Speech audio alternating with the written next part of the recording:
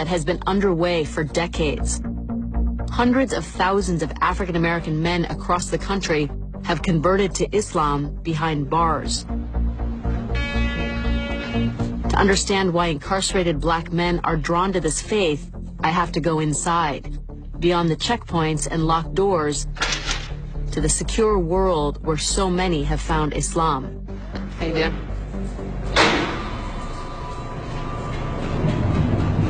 Allahu Akbar, Allahu Akbar, Allahu Akbar, Allahu Akbar. It's time for afternoon prayers, and the Muslim inmates in this California state prison are doing what was once forbidden, having an Islamic worship service. In the toughest jails in America, black prisoners are listening to a new voice of authority. Praise be to Allah, Lord of the worlds, the beneficent, the merciful, owner of the Thousands of hardened criminals are turning to Allah. Alone we seek for help. Show us the straight path. All over the country, black Americans are converting to Islam, now the fastest growing religion in the United States.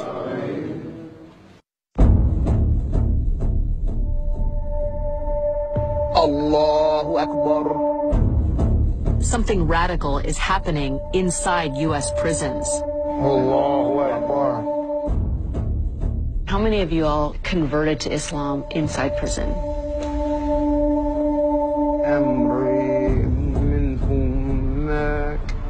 Once you study the truth, What was it about Islam that resonated with these men? It allows them to be men. Islam transforms heart. It changes the person totally. But this isn't just about the lives Islam touches in prison. We are leaders. We are a community. Islam has been in this country for more than a century. It's about a community in America that has practiced the faith for generations. We are not a new face to Islam. But despite its history here, Islam is still deeply misunderstood. I do not feel oppressed. We love our brothers. We do. We really do. So yes, something radical is going on, but it's not what you think. Of the 3,832 inmates at Solano Prison, the chaplain estimates about 5% are practicing Muslims. The prison doesn't track religious identity, partly because it's so fluid. How many of you have been in here more than once?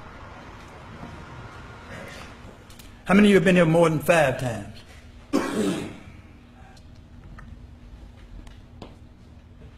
5 million people in the United States are under the supervision of the criminal justice system. If it continues to increase, this number will soon rival the 6 million enrolled in the nation's higher education system. Frightening. Across the country, some of these men will return to the gangs after their release, but they all take Islam with them. It seems to offer hope of rebuilding the social and family ruins in the ghettos. I look in your faces, man, and it saddens me. Because every time I look at you, I see a fatherless child. How many of you have children? If you in here, who's guiding your babies?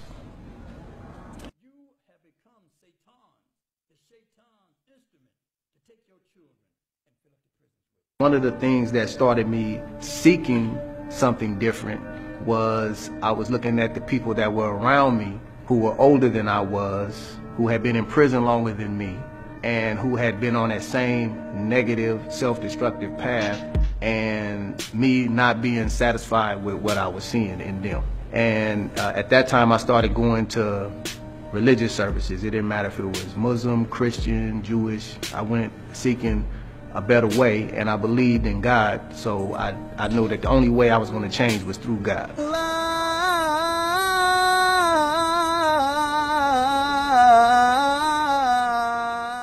In a district of Chicago known as Terror Town, the Imam or priest, Rami Mohammed, leads Friday prayers. Rami spent 5 years as a U.S. Marine. He taught himself Arabic and converted to Islam while working as a prison guard. If thou hast willed our defeat, thou will be worshipped no more. Amin was once charged with a double murder. He's one of several former gang members who attend the mosque. Allah subhanahu will suffice you. Nashhadu an la ilaha illallah wahdahu la sharika lahu. Lahul mulku wa lahul hamdu yuhyi wa yumeet.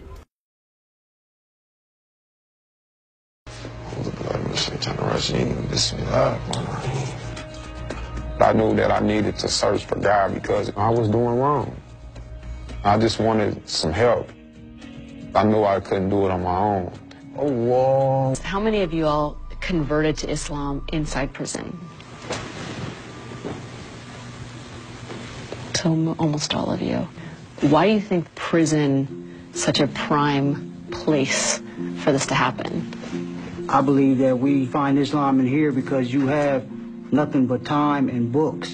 And once you study the truth. We don't call it a religion, it's a way of life. It's full of discipline, and it's something we all need. You know, we have the example of the prophet, and I wanted to be a different man, just being a better father, being a better husband. I'm hearing stories of transformation, but these men are felons, and now they're embracing a faith that some people have come to fear.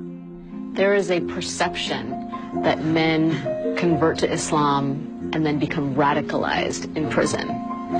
How do you respond to that? There's nothing in the Quran that teaches us to be destructive or cause harm. It's a peaceful way of life. We don't hate all non-believers. We don't hate all non-Muslims. We love people. We love safety and security just like everybody else. So our responsibility as Muslims, when we get out, we have to show them that Islam is not what they generally see in the media. Kareem began working with Ismail, a prison chaplain, to learn more about Islam and how it could tame his anger. Everything I've been reading in the Quran, when I read in the morning, is always speaking about patience. Patience is half the faith. Things are going to come to you if you believe in Allah and you rely on Him.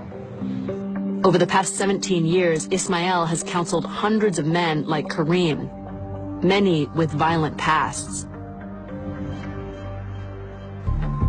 Islam is founded on discipline and faith. Alcohol, drugs, and sex outside of marriage are forbidden. Moral virtues such as truthfulness, kindness, and patience are guiding principles. Allahu Akbar, Allahu Akbar, la ilaha illallah. La ilaha illallah. Kareem and his fellow Muslims have spent years developing those qualities in themselves. Once a week, they come together in prayer. Allahu Akbar. Allahu Akbar.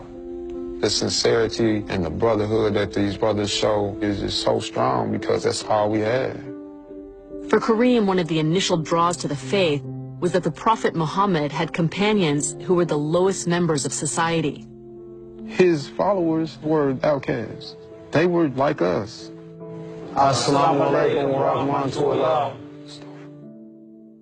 In just 24 hours, Kareem will part from these brothers and be released.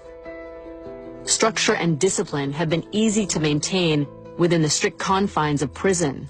But the outside world is filled with temptation.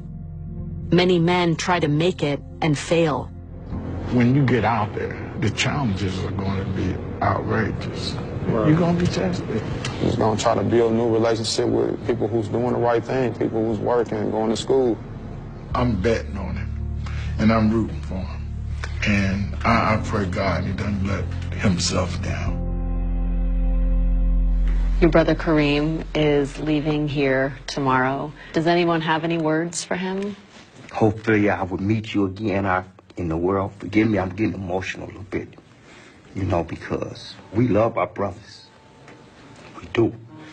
We really do. We love our brothers. Love you too, Rob.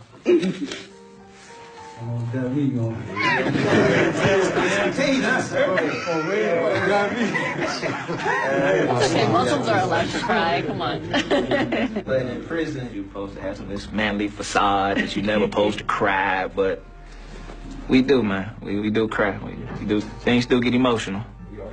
Kareem is clearly going to be missed. You know we love you.